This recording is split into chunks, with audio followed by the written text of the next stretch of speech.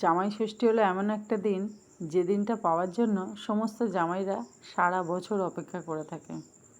1 মাস আগে থেকেই শুরু হয়ে যায় কী বার পড়েছে, কখন আসবে, কী গিফট দেওয়া হবে, কী রান্না হবে ইত্যাদি ইত্যাদি। আর আমাদের সময় মাকে ফোন করে বলতেও পারতাম না যে মা শিওর যাব, কেনাকাটা তো দূরে থাক। জামাই ষষ্ঠীর দিন সকাল গড়িয়ে দুপুর গড়িয়ে বিকেল হলে যদি কারো মনে পড়ে আর জামাই ষষ্ঠী, তখন যদি বিড়ালের ভাগ্যে মাছটা জোটে তবেই বলতো যেতে। যতক্ষণ বাড়ির গেটটা না পেরোচ্ছি ততক্ষণও শিওর নেই যে যাওয়া হবে কি না। আর যাওয়ার পথে রাস্তায় দোকান থেকে কিছু কিনে তবেই যেতাম।